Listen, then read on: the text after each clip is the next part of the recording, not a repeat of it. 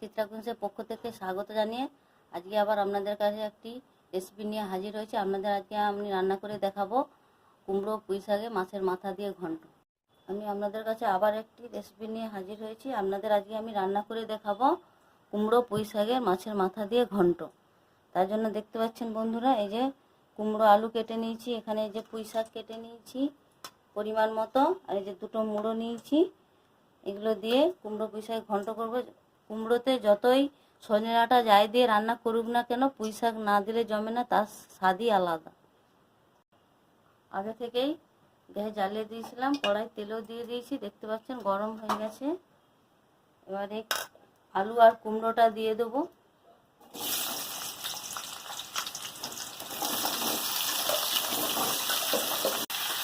এরকম করে একটু নেড়ে নেবো আগে কুমড়ো আলুটা। কুমড়াটা একটু নাড়া হয়ে গেছে, ভিজিয়ে রাখা ছোলা দিয়ে দিচ্ছি।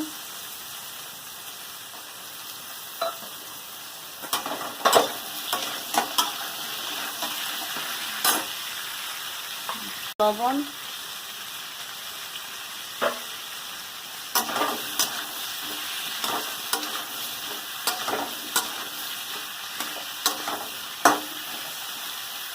ধুয়ে রাখা পুঁই শাকগুলো দিয়ে দিচ্ছি।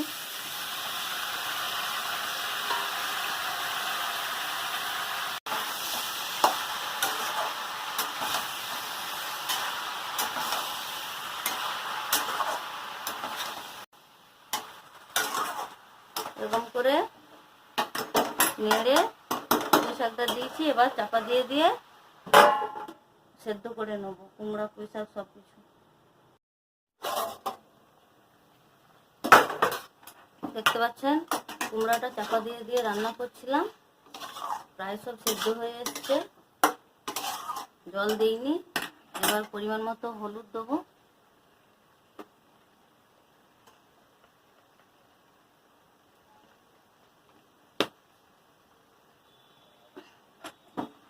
হলুদ দিয়ে একটুক্ষণ নেড়ে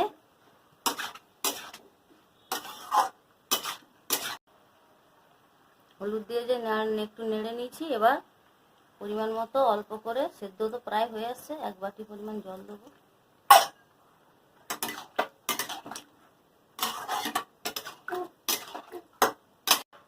জল দিয়েছি, আর কিছুক্ষণ একটু সেদ্ধ করে নেব।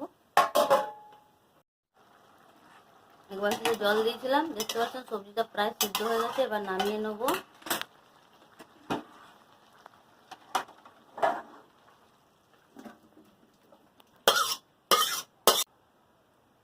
এবার মাছের মুড়াগুলো ভেজে নেব। তার জন্য কড়া গরম হয়েছে, তেল দিয়ে দিচ্ছি।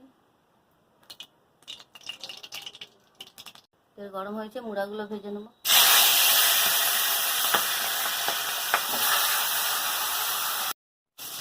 দেখুন মুড়োগুলো ভাজা হয়ে গেছে, নামিয়ে নেব।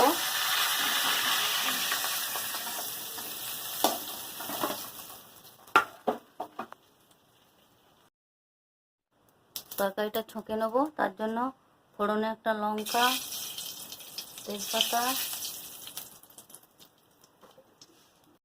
5 ফোড়ন, সরষা ফোড়ন, পরিমাণ মতো একটা বড় সাইজের পেঁয়াজ,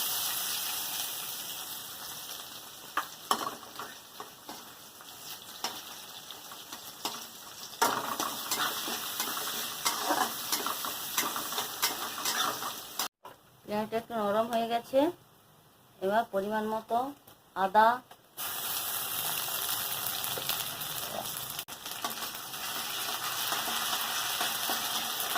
পরিমাণ মতো জিরা, পরিমাণ মতো ধনে গুঁড়ো,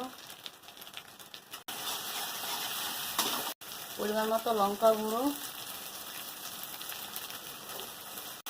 সব কিছু মশলা দেওয়া হয়ে গেছে। এবার মশলাটা ভালো করে কষিয়ে নেব। মশলাটা কষানো হয়ে গেছে, এবার ভেজে রাখা মাছের মাথাগুলো দিয়ে দেবো। দিয়ে মাছের মাথাগুলো একটু ভেঙে দেবো খুন্তির সাহায্যে।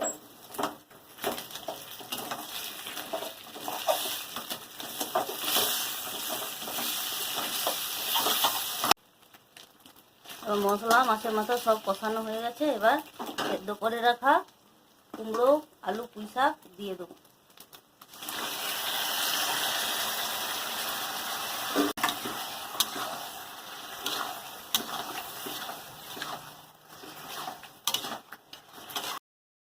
পরিমাণ মতো চিনি দেবো। আপনারা যে যেমন পছন্দ করেন মিষ্টি সেরকমভাবে দেখে চিনি দেবেন।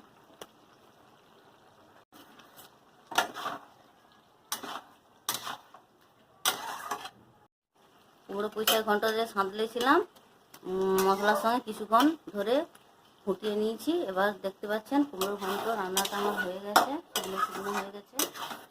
এবার নামিয়ে নেবো। এরকম করে আপনারা কুমড়ো পুঁই শাকের ঘন্ট রান্না করবেন, খেতে অনেকটাই সুস্বাদু হয়। কুমড়ো পুঁই শাক দিয়েই যেন মনে হবে এক থালা ভাত খাওয়া হয়েছে। নামিয়ে নিচ্ছি। এখানে আমি আমার কুমড়ো পুঁই শাকের ঘন্ট রান্নাটা শেষ করলাম। আপনাদের যদি ভালো লেগে থাকে লাইক, কমেন্ট, সাবস্ক্রাইব করতে ভুলবেন না।